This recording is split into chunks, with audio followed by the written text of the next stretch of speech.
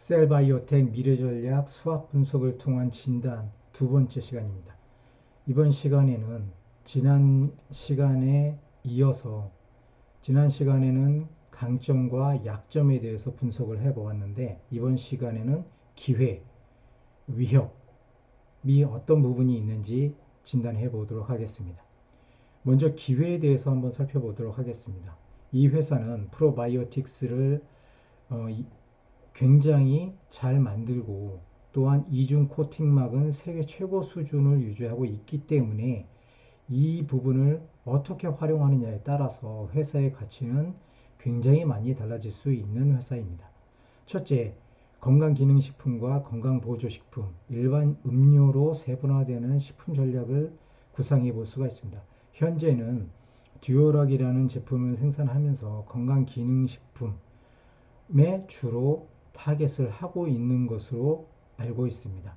그러나 이 부분은 건강기능식품을 찾는 대중의 어떤 퍼센테이지라든지 이런 부분에서 매출 성장률이나 이익 성장률을 가져가는데 한계가 있다라는 생각입니다.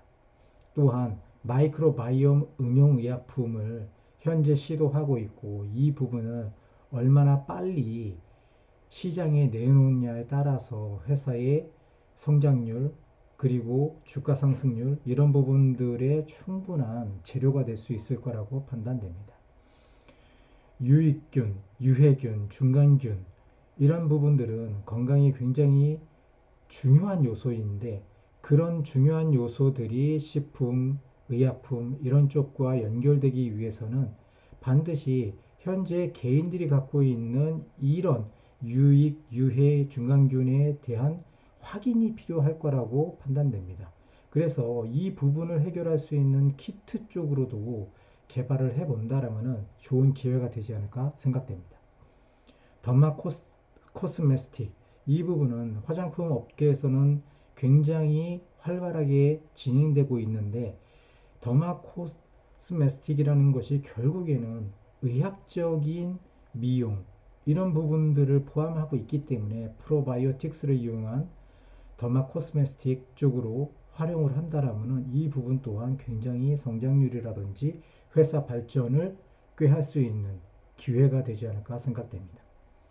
위험 요소로는 M&A 가능성을 들 수가 있습니다. 이 회사는 최대 주주 및 특수 관계자 지분이 25.08%입니다. 생각보다는 많지만 그래도 전체적인 퍼센테이지에서는 4분의 1에 해당되는 부분입니다. 외국인 지분율이 계속적으로 상승하고 있습니다. 미국계 피델리티는 5% 이상 지분을 취득하였습니다. 또한 주가도 저평가되어 있습니다.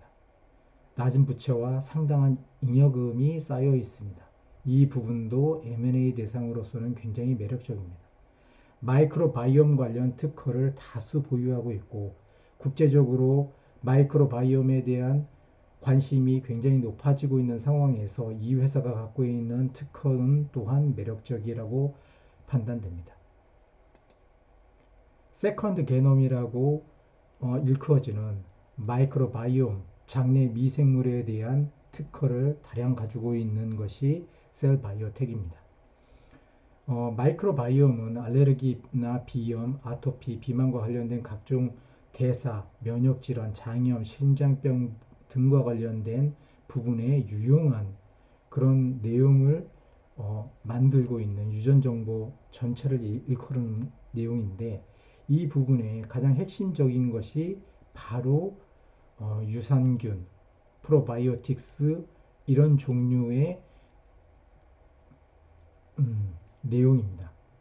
이 회사는 이런 부분에서 특화되어 있다라고 볼 수가 있겠죠.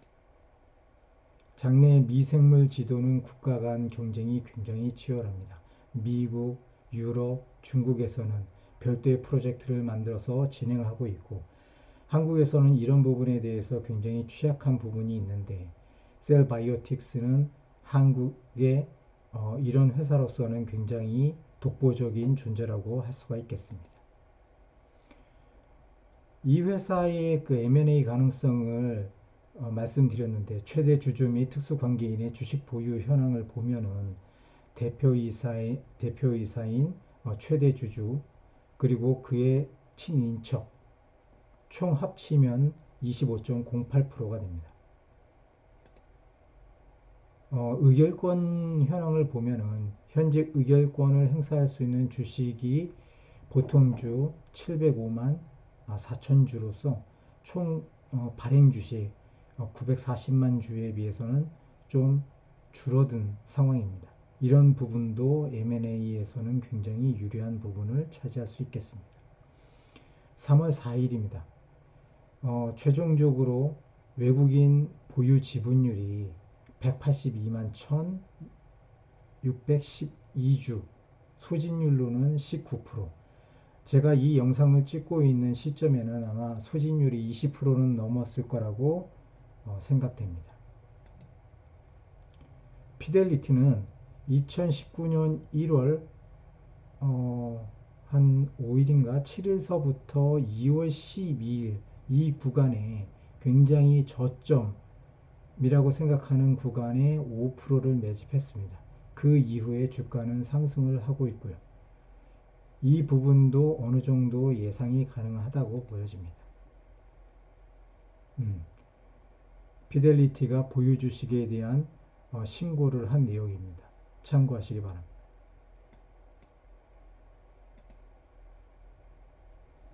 이 회사의 연간 및 최근 분기 실적에 대한 내용을 보시면 알 수 있듯이 회사의 매출이라든지 이익률이 이익이 계속적으로 늘어나고 있는 것을 볼 수가 있습니다.